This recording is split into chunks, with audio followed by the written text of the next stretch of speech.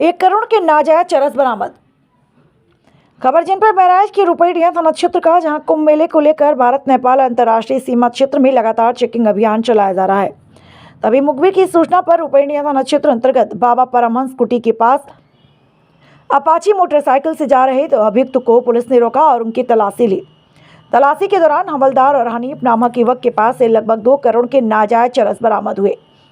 फिलहाल पुलिस ने दोनों अभियुक्तों का मेडिकल कराकर न्यायालय भेज दिया।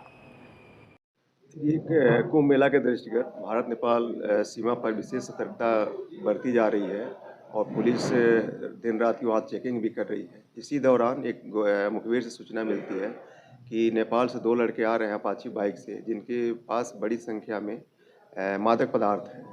इस सूचना पर सीओ नानपारा प्रद्युमन सिंह और प्रभारी निरीक्षक रुपईडीहा ददन सिंह ने मिल करके उनकी टीम ने जब घेराबंदी की तो 2 लड़के बाइक से आते हुए दिखाई पड़े। उनको रोक करके जब जमा तलाशी ली गई तो ये लोग जैकेट में पेट के अंदर पेट पे ही एक मादक पदार्थ को छुपा कर रखे हुए थे। इनसे पूछताछ किया गया तो पता चला कि ये चरस है। इसका जब तौल कराया गया तो इसका करीब वेट है 4 केजी 50 ग्राम। अंतर्राष्ट्रीय बाजार में इसका कीमत लगभग 2 करोड़ है और इनके खिलाफ लिखा पढ़ी करके आवश्यक विधिक कार्रवाई की जा रही है। इनको जेल भेजा जा रहा है और पुलिस अधीक्षक महोदय के द्वारा इस मतलब बरामदगी को इससे बैकहोली करके नगद पुरस्कार की भी घोषणा की गई। तो पत्नी की चरस की क्या कीमत है? अंतर्राष्ट्रीय बाजार में इसकी 2 करोड़ लगभग 2 करोड़ बताई जा रही है। कहाँ लेकर जा रहे थे? ये लोग नेपाल से ला रहे थे, लेकिन इनको कहाँ ले जाना था अभी इनको पता नहीं था। रास्ते में कोई इनको मिलता वो बताता कि कहाँ लेके जाना है। गिरफ्तारी किस जगह से हुई है? एक वहीं रुपईडीहा में जगह है बाबा परमहंस कुटी के पास।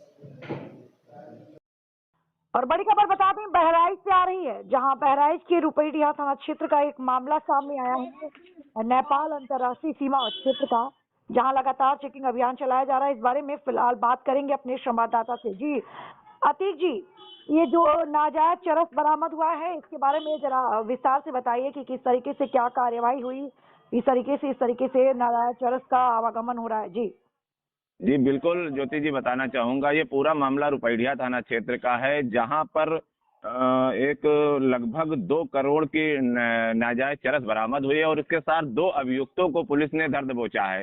चेकिंग के दौरान ये अपाची गाड़ी से ये लोग जा रहे थे जी और उस गाड़ी को रोककर इनकी तलाशी ली गई तो लगभग 2 करोड़ की नाजायज चरस इनके पास से बरामद की गई है। जी फिलहाल जो है हवलदार और एक अभियुक्त और हैं, उनको हनीफ, हवलदार और हनीफ दोनों लोगों को पुलिस हिरासत में लेकर इनका मेडिकल कराकर न्यायालय रवाना किया है और जांच पड़ताल कर रही है। तो क्या अतीक जी इसमें हवलदार भी शामिल था?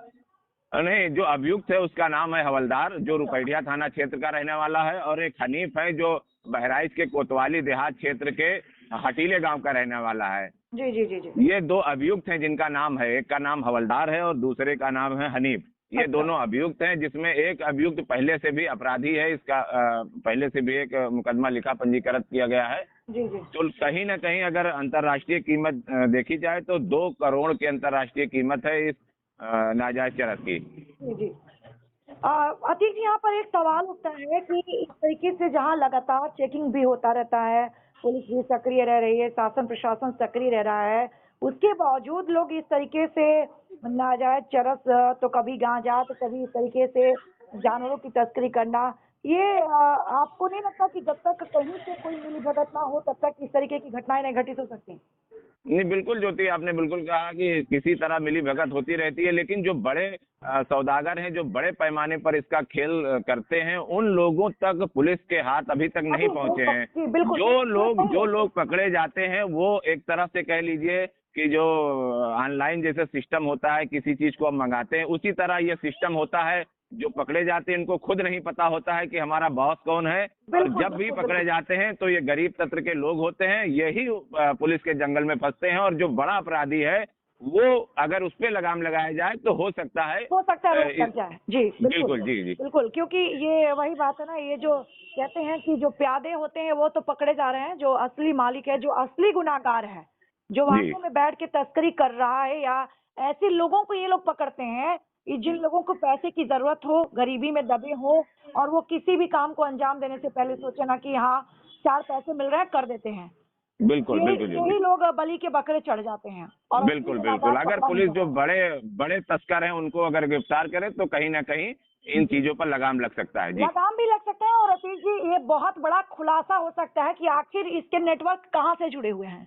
बिल्कुल बिल्कुल, बहुत बहुत सही कहा आपने ज्योति जी, बहुत बड़ा खुलासा हो सकता है। और इसके तार लेकिन लगातार जो ये लोग पकड़े जाते हैं इनको खुद ही नहीं पता होता है कि हमें हमसे किसने मंगाया था और कौन है इसके पीछे। जी बिल्कुल, जी कई बार ऐसा होता है कि ये लोग अपना फेस टू फेस भी नहीं दिखाते, बस फोन पर सारी डीलिंग करके ऐसे लोगों से अपना काम करवाते हैं।